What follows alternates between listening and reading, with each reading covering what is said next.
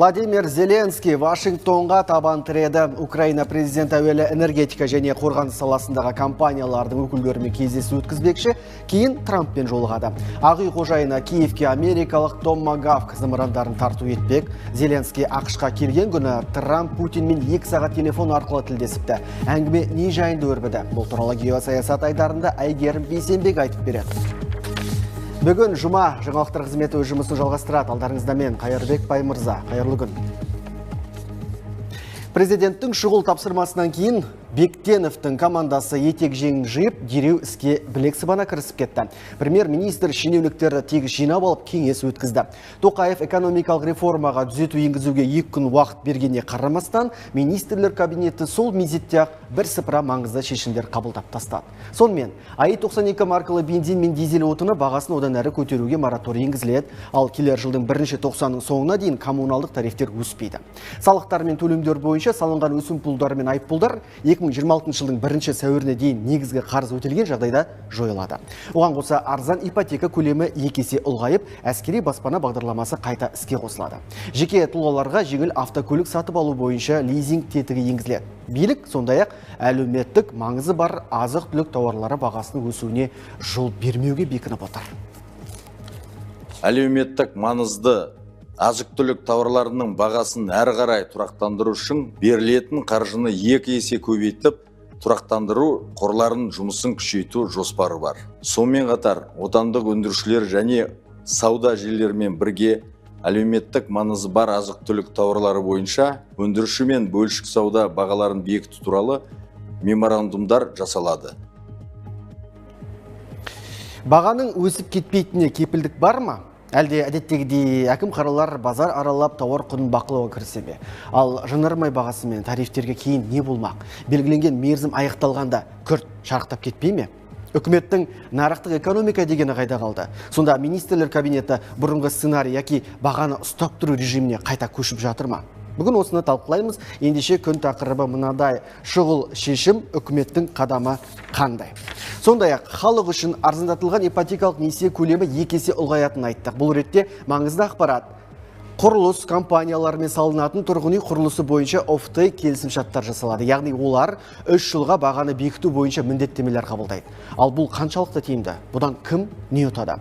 Бұған сіздің көзқарасыңыз қандай? Пікір білдіру үшін телеэкранда көрсетілген QR-кодты сканерлеп Telegram арнамызға өту қажет. Сауалнамаға қатысып, комментарий жазуға да мүмкіндіктеріңіз бар. Осы орайда құрметті көрермен, сіздердің де пікірлеріңіз біз үшін өте маңызды екенін айта кетейін. Ал біздің тараптан әдеттегідей бірнеше нұсқа берілген.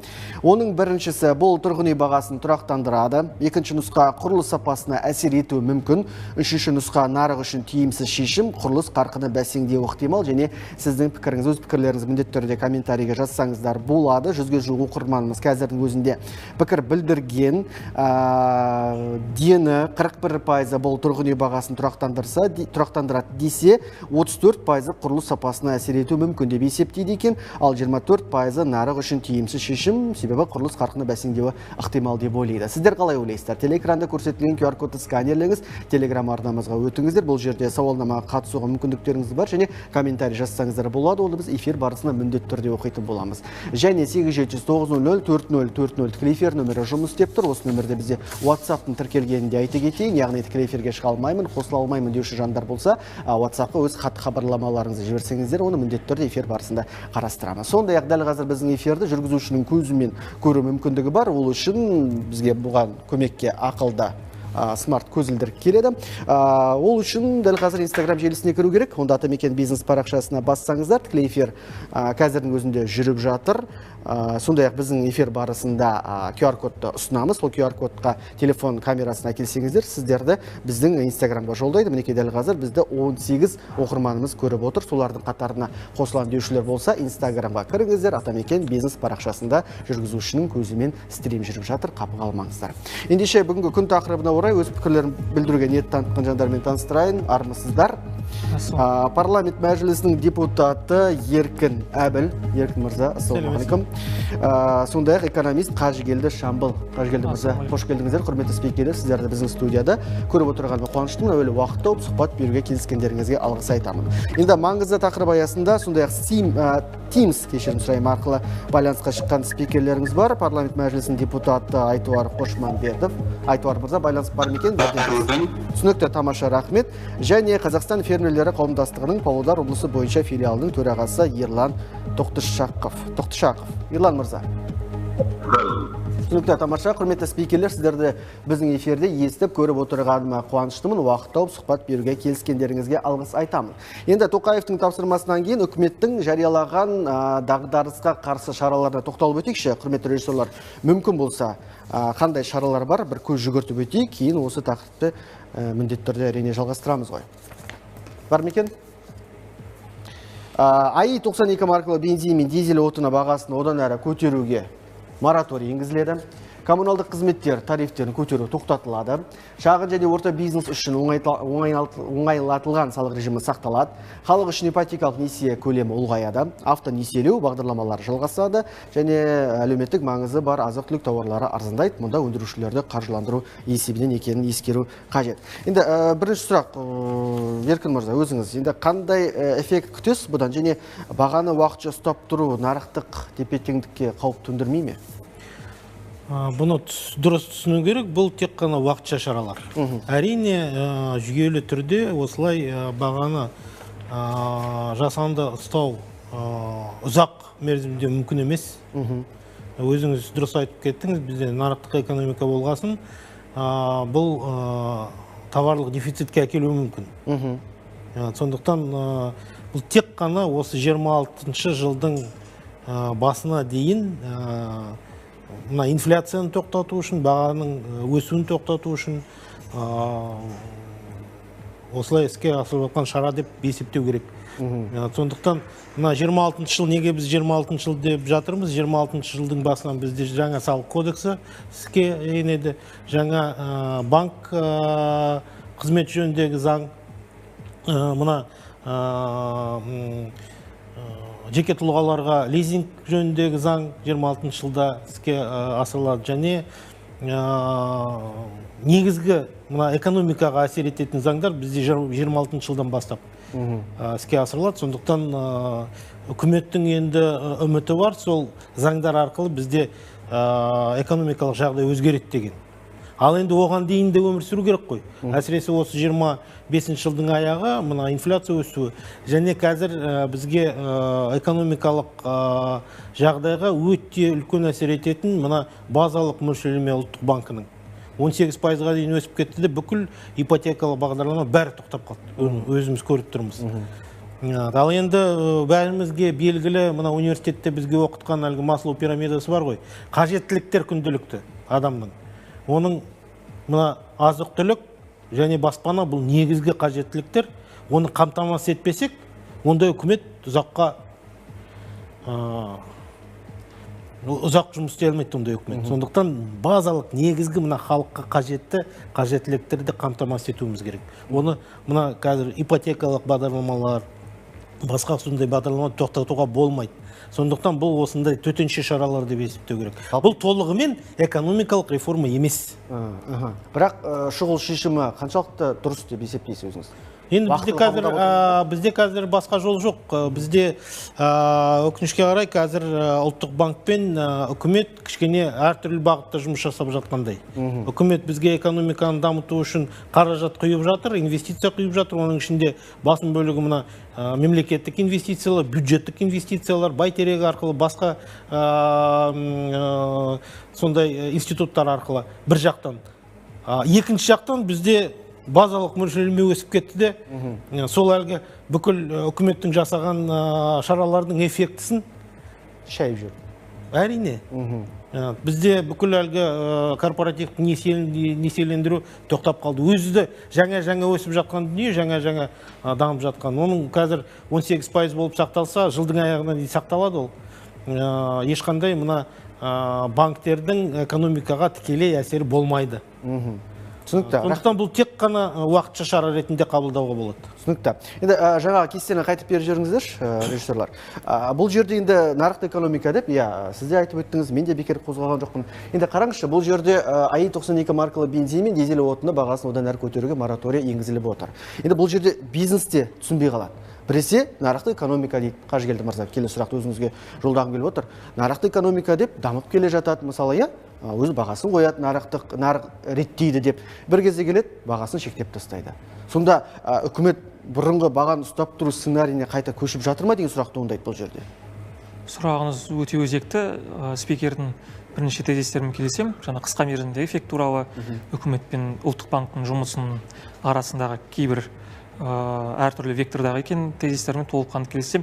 Енді мынадай мәселе, мына іс-шараларды көргеннен кейін кәсіпкерлер үшін және экономистер үшін алынған жауапқа қарағанда қойылар сұрақ одан әрі көбейіп кетті. Әсіресе салық бойынша, режимі бойынша. Неге? Оңайтылған салық режимі сақталады дегенде, енді упрощенканың өзі емес, мына упрощенкада болатын океттердің саны 44 деп сақталатын депті. Енді мынадай сұрақ бар. Бізде 1 январьдан бастап жаңа салық кодексі енеді.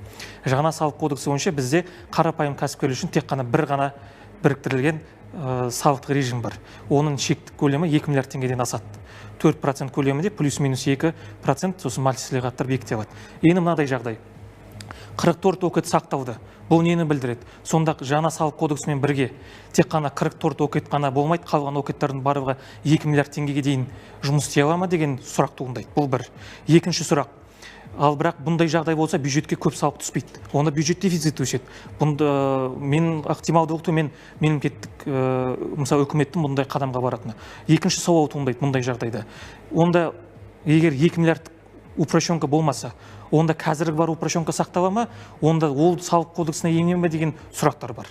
Егер бірақ ол салық қазіргі бар салық режимдер жаңа салық кодексі енбегеннен кейін тағы да үшінші сауал туындайды. Онда қайтадан жаңадан екінші бір упрощенный режим шыға ма деген тағы бір сауал туындайды. Көрдіңіз бе? Осы мысалы жауапқа қарап, керісінше бір жауаптан 3 сұрақ туындап отыр. Және оған нақты ешкім жауап берген жоқ. Сондықтан да бұл ретте менің ойымша әлі жыл соңына дейін бір квартал бар, толыққанда қарастырып өзгерту қажет. Жалпы бізде бұндай шұғыл түрде жылдың соңында қабылданған шешім менің ойымша мына мемлекеттік бюджет болсын, жалпы экономикалық жүйеде болсын, мемлекеттік жоспарлаудың ішінде әлсіздіктердің бар екенін көрсетеді. Неге? Мемлекеттік жоспарлау әлсіз. Өйткені біз салық кодексін шілдеде қабылданды. Енді мен ес білгелі бұндай конституциядан кейін тұрған ең маңызды заң экономика үшін ол салық кодексі. Аталған салық кодексі төңірегінде әлі күшіне енбей жатып, оған өзгерістер енгізу, ол мен ойымша жалпы мемлекеттік жоспарлаудың бір толыққанды деңгейде екенін көрсетпейтін дүние. Бұл ретте мемлекеттік жоспарлауды күшейту қажет, заңнама жұмысын күшейту қажет. Және де тағы да бір айтылатын дүние нарықтық экономика дейміз, бірақ нарықтық экономикаға бұл инструменттер жатпайды. Бұл кәдімгі ручное управление деп аталады, қолдан бағаны ұстап тұру деген. Қолдан бағаны ұстап тұру тек социализмі бар мемлекеттерде ғана бар. Бұл дүние Совет одағында болған.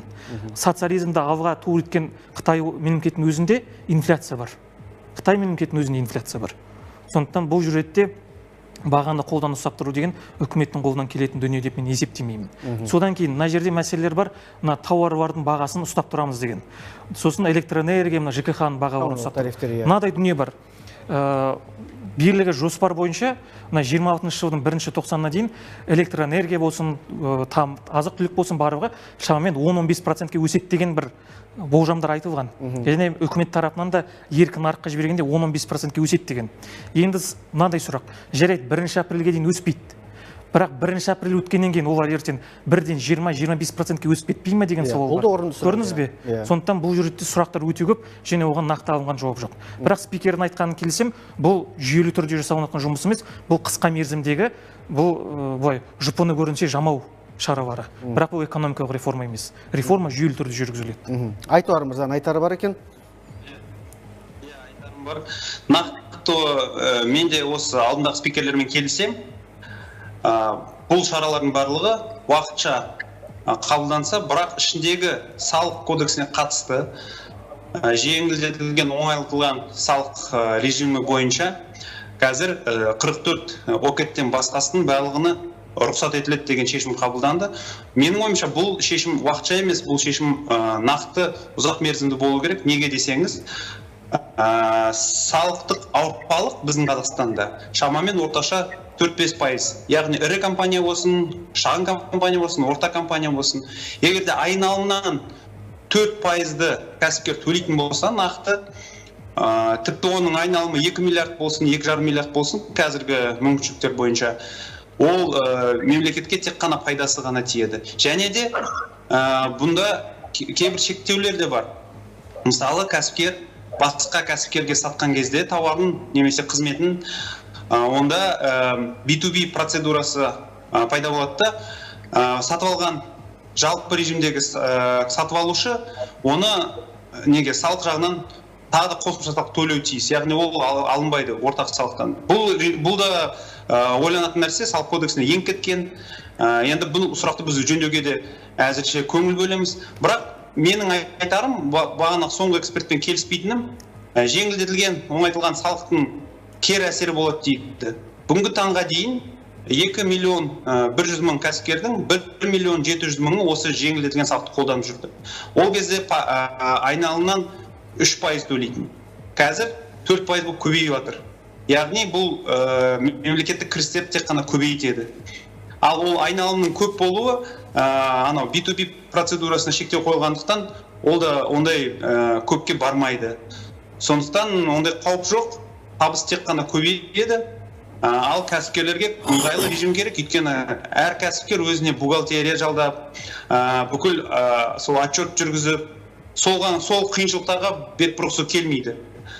Сондықтан жеңілдетілген салыққа біз Айтуар мырза, бюджетке түсім азайып кетпей ме? Енді бізде шенеуніктер айтып жатады ғой, бюджетке түсім. Мен қосып жіберейін, Айтуар мырзаның айтып жатқаны дұрыс. Біріншіден, мына салық кодексіне өзгеріс енгізудің қажеті жоқ. Себебі ОКТ тізімі ол үкіметтің қаулысымен шешілетін дүние. Сондықтан қабылданған салық кодексі сол түрінде қалады.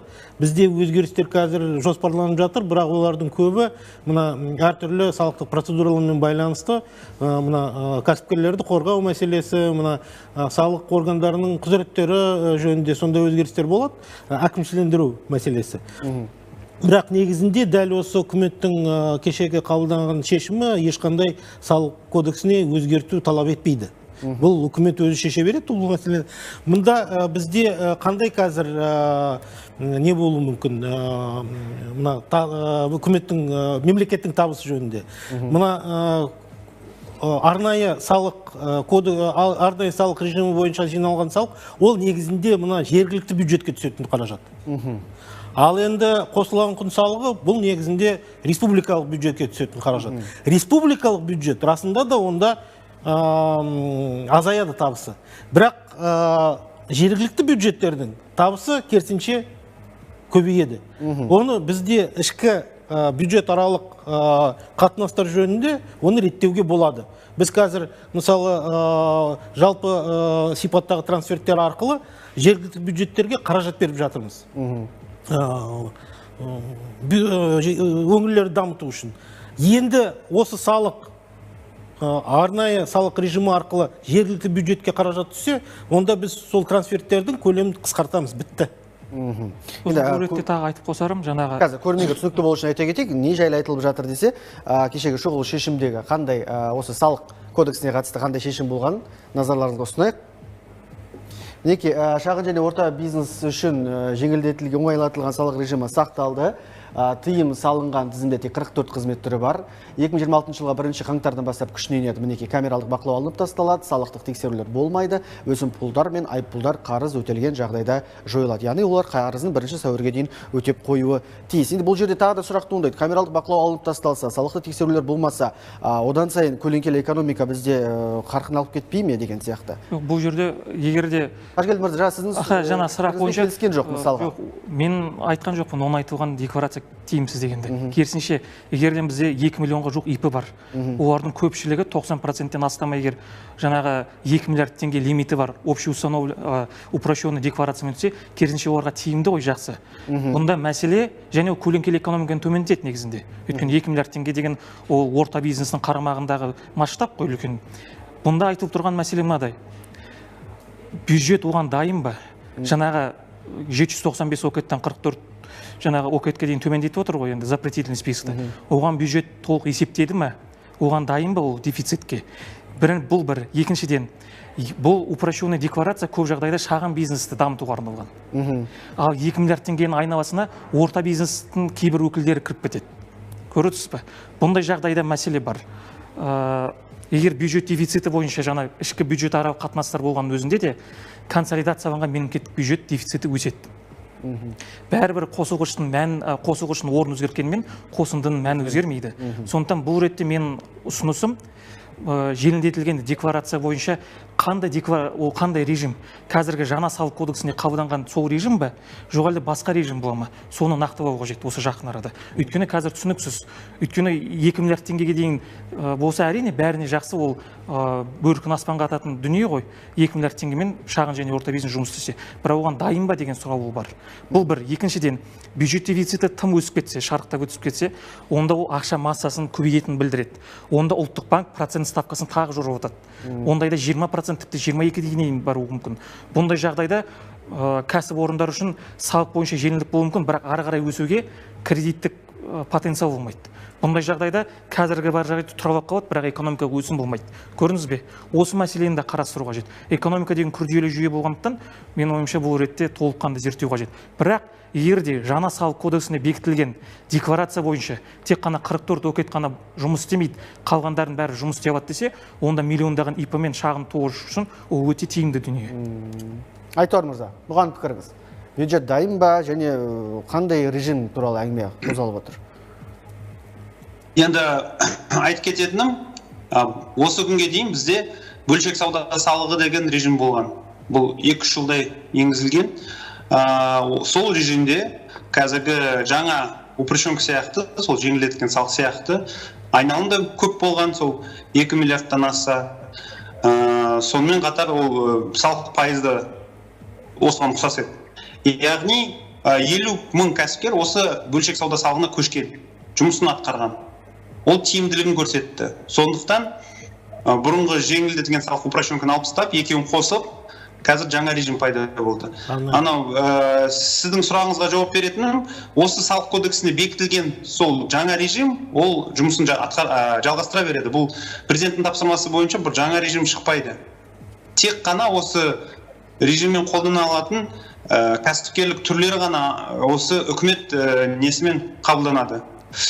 Үкіметтің шешімімен. Сондықтан бюджет азаймайды. Бюджеттік түсімдер тек қана көбеюі мүмкін, өйткені азаймайды ол. Ал неге десеңіз, өйткені осыға дейін жеңілдетілген салықтың пайызы 3% болса, қазір 4% болып келеді. Сондықтан ол тек қана сол өсуге ғана апарады. Одан басқа енді айналым үлкейгенмен де, шағын орта кәсіпкерлердің жарысы кіргенмен де, шын айтқанда орта кәсіпкердің санын көп емес бізде. Ал кәсіпкерліктің өзі қазір 2-ге бөліп отыр. Яғни жеңілдетілген салықпен қолданылатын тек қана таза жеке азаматтарға ғана сататын кәсіпкерлер ғана соны қолданылады. Ал егер олар басқа бизнеске сататын болса, бұл режимді қолдана алмайды.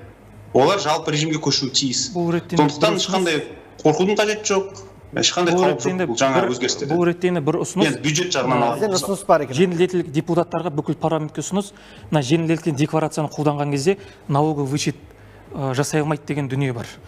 Общий установленный режимға мен жұмыс істейтін кәсіпорындар. Ол кәсіпкерлер не үшін қорқытады? Мысалы, общий установленный режиммен жұмыс істейтін кәсіпорын упрощенкамен жұмыс істейтін кәсіпорыннан 1 миллион теңгеге материал сатып алады дейік. Құрылыс материалы болсын, басқа да материал. Бірақ сол 1 миллион теңге материал үшін жаңағы общий установленныйдың кәсіпкері 1 миллион 200 мың теңгеге шығындалады. Өйткені ол налогы вычиталмайды, сәйкесінше 1 миллион теңгеге оның салықтық базасы өседі. Одан 20% қосымша салық төлейді. Сондықтан да қазіргі таңда сол дүниеден қорқып, көптеген кәсіпорындар, әсіресе саудамен айналысатын кәсіпорындар бірден бағасын өсіріп шарықтатып қойды. Бұл да инфляцияға себеп. Ал Қазақстанда экономикалық заңдардың кейбіреулері орындалмайды, бізде баға бір өсе, ол қайтып тоқтайды, ол кері кетпейді көп жағдайда. Сондықтан бұл ретте мен ойымша негізінен бұндай шаруаларды жылдың соңында емес, сол шілде уақытта айту керек еді негізінде, толыққанда дайындап. Бірақ енді уақыт енді кеш болса да, мына осы салық кодексінде осы бір кейбір мәселелерді қайта қарастыру қажет. Егер оны президент тапсырмасы бойынша алып тастайтын болса, онда бөлек дүние. Бірақ оны мен мысалы жаңалықтардан өз басым көрген жоқпын ондай дүниені. Еркін мырза. Салық кодексі енді мен жаңа айтып кеткендей, ол қабылданғанмен өзгерістерді біз күзде қарастырамыз. Қарастырып жатырмыз. Әлі өзгерістер болады. Оны мен айтып кеттім, әлі өзгерістер болады. Мүмкін 26 жылда да осы жұмыс басталған кезде, іске асып, кәдімгі біз көрген кезде, онда да өзгеріс енгізетін шығармыз. Мына қазіргі айтып кеткен камералдық тексеруді тоқтату, жалпы тексерулерді тоқтату, бұл да уақытша мына 26 жылға дейін, 26 жылдан бастап жаңа салық кодексі іске асырылған кезде, ол жерде мысалы тексерулер өзде жоқ, онда болмайды. Мына ең бастысы бізде осы 26 жыл жаңа салық кодексі кәдімгі жұмыс бастамай тұрып, осы бір квартал, қалған бір кварталда кішкене жұмысты реттеу. Ана таза парақтан реттеу деген сөзде бүкіл әлгі бұрынғы жиналған қазіргі мысалы штрафтардың бәрін алып тастау деген сөз, ол да қазір жоқ қой ол қаражат. Ол түспейді бюджетке. Сондықтан оны толығымен кешіріп, қазір жаңа жылдан бастап жаңадан өмір басталады деген сөз ғой. Адал кәсіпкерлер арасында наразылық туады деп ойламайсыз ба бұл жерде? Өзін уақытылы төлеп жүрген, ешқандай өсімпұл жоқ, айыппұл жоқ. Мен өз басым, енді жеке менің пікірім, әрине ондай болмау керек. Мына біреуге кешірім, әрбір жағдайда нақты қарау керек. Оның расында да қателігі болды ма, бір әлгі арам ойы болды ма кәсіпкердің, әлде қателік пе, әлде бұл салық органдарының қателігі ме, оны қарау керек. Әрбір жеке кейсті жеке қарау керек. Спикердің сөзіне қосылым, тағы бір ескерілмеген дүние салық кодексінде. Салық кодексінде белгілі бір штраф, пене салу бойынша уведомление дейді, извещение жаңағы задолженностьтің суммасына байланысты. Суммасы бойынша, мысалы, қарапайым 5-10 теңге болса, оған арест қоюдың қаншаға жеті бар деген дүние бар. Бірақ онда ескерілмеген дүние ол жиілігі. Егер кәсіпкер, мысалы, 5 жыл бойы өзінің жұмысын адал атқарып, бір, мысалы, 26 жыл жаңа салық кодексі енді белгілі бір шаруалармен бір қателесіп қалды. Жаңаға сол артық суммадан. Ондай жағдайда оған арест қойылады. А бұл әділдік? Жоқ. Жаңа салық кодексі бойынша осындай бір жаңа бір-ақ қателік болғанда онда ондай жоқ. Суммаға байланысты. Жоқ, ондай жоқ. Ол арест қойылмайды. Ол ең алдымен мына өзі әкімшілендіру қазір кішкене басқаша болады. Ол көптеген оның арасында көптеген қадамдар бар. Салық органдар мен кәсіпкердің арасындағы бүкіл әлгі іс-қимылдар бәрі реттелген. Бірден арест қойылмайды. Бір кемшілік бізде салық жүйесінде. Бізде сол салық жүйесінде суммамен бірге задолженностьтың ол кәсіпкерлердің жаңағы жиілігіне де қарау қажет. Осын содан интегралды көрсеткіш шығару қажет. Өйткені кей кездері екі түрлі жағдай болуы мүмкін. Сондықтан бұл жерде ішінара тағы қарастыру қажет. Жалпы мен ойымша мына салық кодексі бойынша кейс бізге көрсетті. Бізге жалпы белгілі бір экономикалық реформа жүргізген кезде жоспарлауды тиянақты қылу керек екен, және оны ұзақ мерзімді саясатты тұрақты қылдыру керек екенін түсіндірді. Өйткені мысалы жылдың басынан бері айтып келе жатыр, қосылған құн бойынша да, мына океттар бойынша да, бірақ жылдың соңына міне жылдың бітуіне 2,5 ай қалған кезде басқаша болып шыға келді. Көрдіңіз бе? Сондықтан да бұл мен ойымша болашақта кез келген мемлекеттік мекеме мен органдар үшін үлкен кейс сабақ болу қажет. Кез келген мәселені қарастырған кезде ұзақ мерзімді тұрақты ретінде шешім қабылдау қажет. Айтуар мырзаның да пікірін біле кетейік, жиілікке қарай ма және сомасына қарай бір қателік үшін бұғаттап тастай ма? Осы жаңа салық кодексіне бұл мәселе қаралған, сомаларында ұлғайтылған, яғни бұрынғыдай 1 теңге үшін 2 теңге үшін арест қойылмайды. Бірақ бұл мәселе негізі қазір неге туындап жатыр?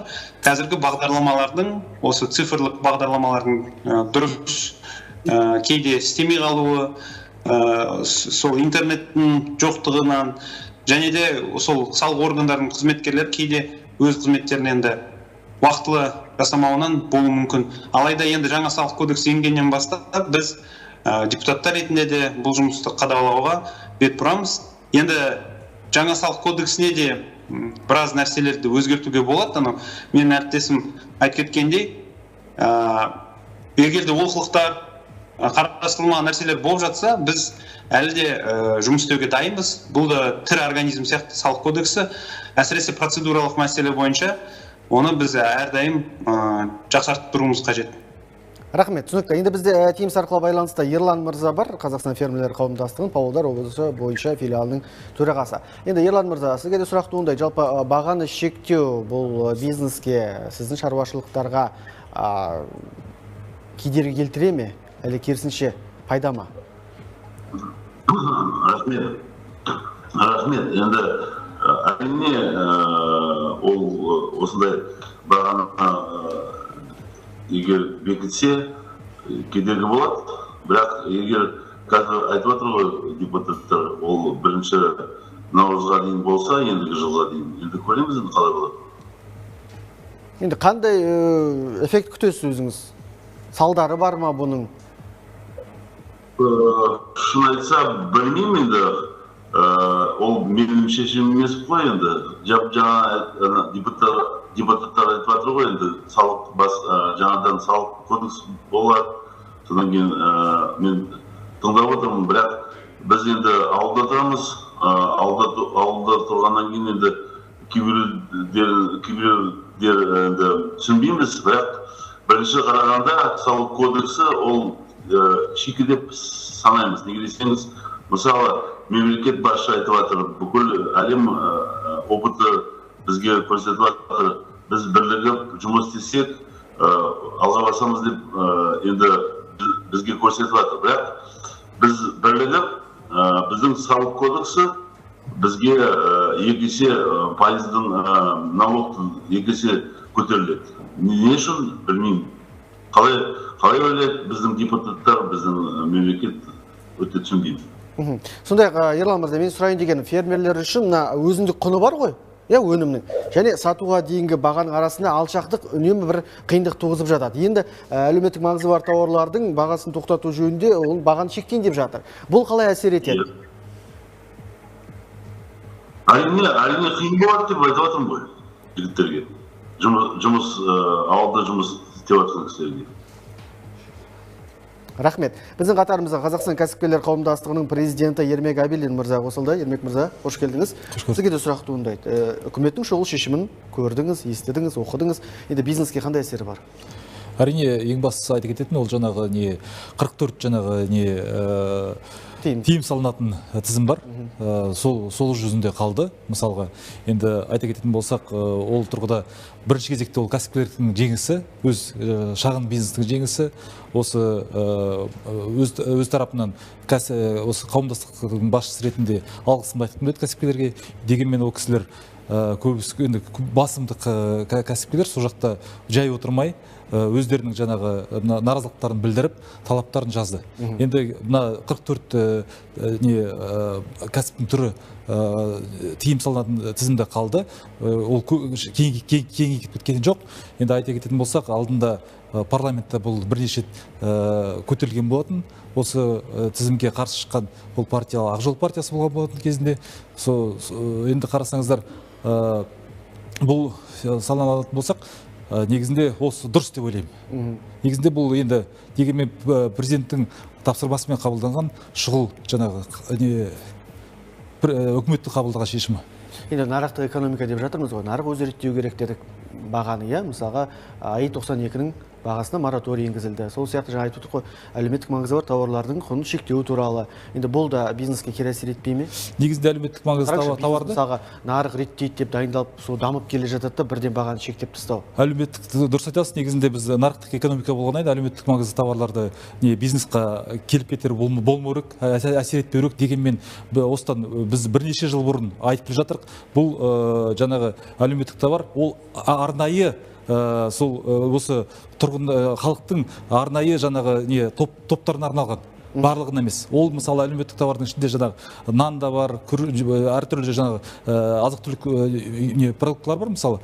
Бірақ та оны қарасаңыз, әр азамат мен де мысалы кәсіпкер ретінде шенеунікте барып сол бағамен сатып алады. Ол дұрыс емес. Ол кішкене әділетсіздік болады. Сол тұрғыда ол мемлекет тарапынан бөлінетін ақша әр жаңағы сол топқа жататын, осал топқа жататын адамдардың қаржылай несіне карточкасына келіп түсірік деп санаймыз. Яғни әлеуметтік әмиян. Сол кезде бұл тұрғыда жаңағы кәсіпкерге де ешқандай да шектеу болмайды, ешқандай да бақылау болмайды, ешқандай да жаңағы мемлекет тарапынан айыппұл да салынбайды деген сияқты. Өйткені ол тұрғын тұтынушы өзі шешеді оны. Рахмет. Және енді коммуналдық тарифтер туралы да айта кеттік қой жаңа. Ол жерге де өсірмейтін болды 2026 жылдың 1-90 соңына дейін. Бірақ енді бізде тарифті не үшін өсіріп жатыр? Көптеген мәлімдемелер болды. Яғни бізде желі бұзылған, құбырларды жөндеу керек, кәсіпорындарды жаңарту керек деп тарифті өсіреді. Енді ертең қыс келе жатыр. Ақша жетпей қалды деген сылтаулар болмай ма? Еркін мырза, қалай ойлайсыз? Дәл қазір олар дайын болу керек қысқа. Практикадан білеміз ғой. Дәл қазір. Әрине, мұна тарифтерді осындай қолдан тоқтату, жаңа айтып кеткен, бұл тек қана уақытша шара ретінде қолдануға болады. Тұрақты түрде оны шектеуге болмайды. Мен өзім мысалы тарифтің өсуіне қарсымын. Мен өзімде, дұрыс айттыңыз, өзімде төлеп жүрмін мысалы. Бірақ экономикалық заңдылықтары бар. Біз осылай тарифтерді ұстап тұрсақ, инфляция енді 12% болмаса да, бәрібір жоспар бойынша 5-6% болады келесі жылда. Жоспар бойынша. Ал енді ол жоспардан тыс кетіп қалуы да мүмкін. Сондықтан тарифтерді ұстау мүмкін емес. Бізде басқа мәселені көтеру керек. Біз қазір табыстарды қалай көтереміз халықтың? Негізгі бізде проблема болып тұрған, бұл жалпы халықтың көбінің табысы төмендігі. Мына әрине бизнес мысалы бағаны көтеретін еді, бірақ бір шек бар. Одан әрі көтерілмейді, себебі онда мына сатып алу деңгейі халықтың төмендейді, бүкіл экономика тоқтайды. Бізде қазір дағдарыс, классикалық дағдарыс жоқ. Бізде экономика өсіп жатыр. 6% кемінде жылдың аяғына дейін 6% болды. Қазір 6,3. Экономика өсіп жатыр, инвестиция құйылып жатыр. Жаңа кәсіпорындар ашылып жатыр. Бірақ оның эффектісі әлі келген жоқ экономикаға. Ол 26, 27, 28 жыл келеді. Жаңа құрылыс кодексі қабылданады, мына құрылыс саласында өзгерістер болады. Оны да біз тек қана 26, 27 жыл көреміз. Бізге осы қазіргі уақытта осы 26 жыл ең үлкен төлемдер қазір бюджеттен. Мен өзім енді қаржы комитетінде жұмыс істеп жатырмын. Бюджеттен ең үлкен мына біздің мемлекеттік қарыз бойынша ең үлкен төлемдер осы биыл мысалы. Одан әрі біз шықсақ осыдан, мына жаңа кодекстер, жаңа заңдар дұрыс жұмыс істей бастаса 26 жылы, банктегі толып жатқан бізде триллиондаған қаражат бар банктерде. Экономикаға жұмыс істемей жатқан. Тек қана мына халықты қарызға әлгі салып жатқан. Сол триллиондар экономикаға көшсе, онда біз кәдімгі сол эффектіні көреміз. Бізде әзірше осындай бір парадокс, ана экономика өсіп жатыр бір жағынан. Рас ол өсіп жатыр. Ал енді екінші жақтан бізде бюджетке салық түспей жатыр. Бюджеттік дефицит өсіп жатыр және халықтың табысы өсіп жатқан жоқ. Тариф жөнінде толықтыра кетсем бола ма? Мысалы былай алатын болсақ, біз әрдайым батыс елдеріне қараймыз ғой, қалай дамып жатыр, қалай нетіп жатыр деп. Мысалы ол мемлекеттерін алатын болсақ, оларда тариф бойынша дифференциация жоқ. Жаңағы тұлғалар бойынша. Заңды тұлға, мысалы, бюджеттік жаңағы мекемелер немесе жеке тұлға деген сияқты. Бізде дифференциация 3 топқа бөлінеді. Ең көп төлейтін ол бізде бюджет. Және де 2 есе 3 есе төлейтін ол біздің бизнес тариф арқылы. Тарифті неткен кезде жаңа электр қуатқа, суға, жылуға, мысалы, сол тұрғыда. Былай қарасаңыз, неге біз сұрақ қоямыз мемлекет органдарға? Неге олай істейсіздер? Олар айтады, біз жаңағындай әлеуметтік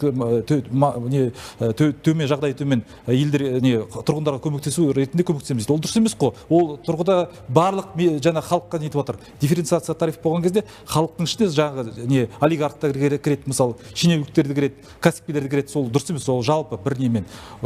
Категорияға бөлу керек. Категорияға бөлмей, бірақ тариф болу керек. Тариф деген ол нан сияқты. Бір бағасы, нанның бір бағасы бір ғой, мысалы. Олда да продукт, товар, мысалы. Дәл солай тарифта да ол товар болу керек. Сол тұрғыда ол тарифті ұстауға болмайды олай. Мына жаңа ағамыз айтқан сияқты. Негізінде тарифті өзі нарық өзі не түрік, былай қалыптастыру керек, реттеу керек. Сол тұрғыда енді қарап отырсаңыздар, жаңа бизнесқа неткенге дейін мемлекеттік органдар 3 есе тарифті көбінесе төлесе, соңында қарапайым тұрғын жардап шегеді. Неге дейсіз ба? Өйткені мысалы тауардың, судың мысалы өзінің себестоимостында бұның 40-30% сол тариф жатыр. Бұл тауардың бағасында. Соны шығарып, не үшін нарыққа шығарып сату үшін. Мына жақта мемлекеттік органдар кәсіпкерге келеді да тексереді, айыппұл салады. Сол кезде бүкіл ақшаны қайдан алады? Қаражатты кәсіпкер. Ол өз қалтасынан етпейді, ол жаңа келіп түскен ақшаның бәрін алады да, соған салады. Және де тауар қымбаттайды. И соңында жай тұрғын, қарапайым тұрғын 10 есе, 20 есе, 100 есе уже қалтасынан шығын кетеді. Өйткені мында да баға қымбаттайды, қызметтің де бағасы қымбаттайды. Сол сияқты ол дұрыс емес. Бұл ретте мен толықтыратыным, егер де біз электроэнергия ЖКХ тарифтерін толық еркін нарыққа жіберетін болсақ, шамамен 2 есе өсіп кетуі мүмкін. Еркін нарық емес, дифференциацияны алып тастау керек. Бұл жерде мен ойымша дифференциация керек, бірақ қандай жағдайда болу қажет. Біз мына кәсіпкерлер мен жалпы азаматтарды, үй шаруашылықтарын бөліп қойғанбыз ішінде дифференциациямен. Мен ойымша дифференциация бұл жағдайдан болмау керек. Бізде төмен тарифтер үй шаруашылықтары мен отандық кәсіпкерлер үшін болу керек, бірақ стандартты өзінің рентасы бар, яғни өзінің точка безубыточности дейді ғой, содан жоғары наценкасы бар коммуналдық тарифтер, оларына шетелмен байланысты инвестициялық жобалар болса, сол шетелмен байланысты шетел меншігі бар компания бар болса, ірі-ірі, бірнеше $100 миллион, миллиардтаған доллар салынып жатқан. Оларға міне кәдімгі экономикалық рентасы бар тариф қолдануға болады. Неге? Өйткені шетелден келетін инвестор бар, олар көп жағдайда электроэнергия осындай ЖКХ тарифтерін есептегенде өздерін Европа, Америкадағы тарифтердің көлемімен есептейді. Ал ол жағдайда еркін нарық болғандықтан олардың тарифтері өте жоғары. Көрдіңіз бе? Біз осы жерден ұтылып тұрмыз. Біз керісінше бұл жерде бизнесті біз отандық кәсіпкерлермен үй шаруашылықтарын қолдап, оларға бөлек тариф. Ал мына шетелмен болатын кәсіпорындарға кәдімгі шетелдегі методология қандай тариф енгізу, тура сондай болуға қажет. Сонда белгілі бір табыс өседі. Өйткені екі әріптеспен де келсем, табыс көзі болмай, рас ол жерде модернизация болмайды. Модернизация болмағаннан кейін ол жердің сапасы да дұрыс болмайды. Біздегі мына электроэнергия жолымен проблемалардың көбісі содан болып тұр. Бірақ бұл жерде дифференциация отандық кәсіпкерлердің ішінен емес, үй шаруашылықтар мен отандық кәсіпкерлерді бір бөлек топқа, және шетелмен байланысы бар объектілерді бөлек топқа жатқызу керек. Оның да бір қауіпі бар. Онда тарифтер бірдей болса, ол бізге неге ақшасын әкеледі? Неменеге бізге инвестициясын салады? Жергілікті инвесторлар ғой. Жоқ, шетелдік инвесторды айтам. Шетелдік инвесторына келмей, дәл бағасы дәл өзінің Германиясындай болса, неменесіне бізге келеді? Өзіндік құнда инвесторға қараған кезде, олар көп жағдайда салыққа қарайды. Бізде мына салық бойынша миф бар. Біз инвесторларға салықтық преференция берейік деген. Мен ол мифқа келіспеймін. Бізде корпоратив табыс салуға шетел инвестор келсе 20%.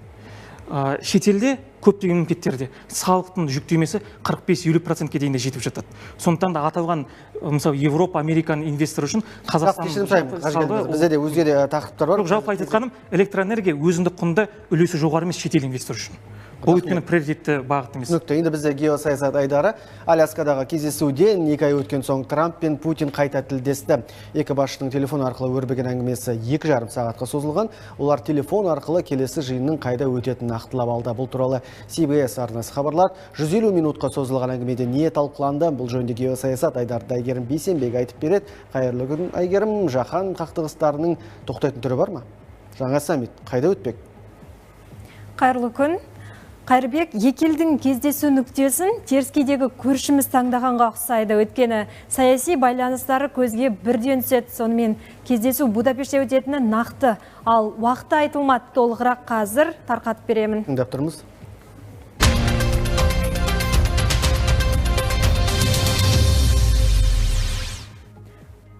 ақш пен Ресей саммитінде Будапешттің таңдалуы жай емес, себебі Венгрия Еуроодақ пен НАТОның құрамында бола тұра Ресеймен қарым-қатынасы әлсіремеген.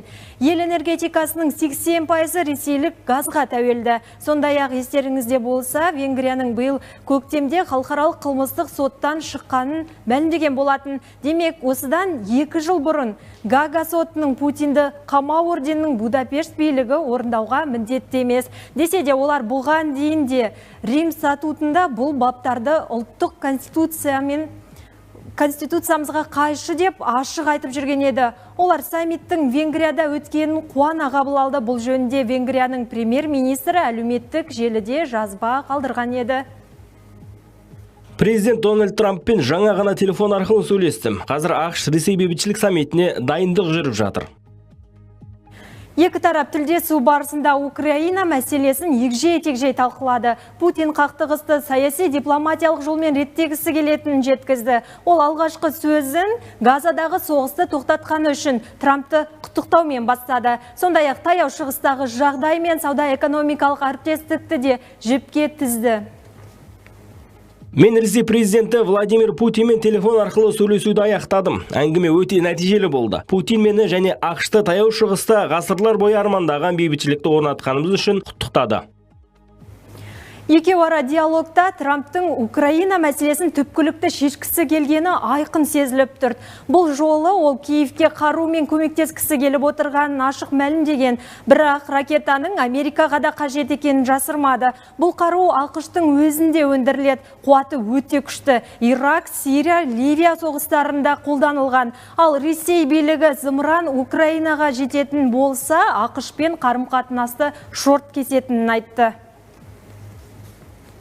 Украинаға томагавк ракета беру мәселесі де қозғалды. Владимир Путин бұл ракета майдандағы жағдайды өзгерте қоймайтынын айтты. Бірақ бұл қадам екі ел арасындағы қарым-қатынасқа және бейбіт келісім перспективасына айтарлықтай соққы болуы мүмкін екенін ескертті.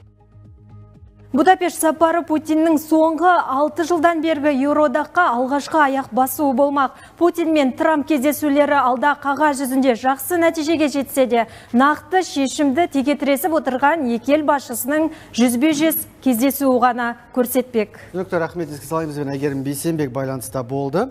Енді бір сұрақ қойып үлгерейінші, 1 минут қалды. 500 миллиард теңгеге дейін ипотекалық несиелеу қарастырылып отыр. Бұл жеткілікті ме, Еркін мырза, қалай ойлайсыз? Бұл да тек қана мына уақытша бір шара ретінде жылдың аяғына дейін. Себебі жаңа банк қызмет жөніндегі заң қабылданса, онда мына ипотекалық ислам банкингі, мысалы мына ұлттық банктың мөлшерлемесіне тәуелді емес инструменттер қолданылса, жалпы ипотекалық мәселе шешілуге тиіс. Түсінікті. Рахмет, құрметті спикерлер, өкінішке қарай бағдарламаны аяқтауға мәжбүрмін, уақыт өте тығыз. Баршаларыңызға алғыс айтамын. Ал мен құрметті көрермен, өздеріңізбен демалыс күндеріңіз сәтті өтсін деген тілекпен қоштасамын. Жақсылықта жолығайық.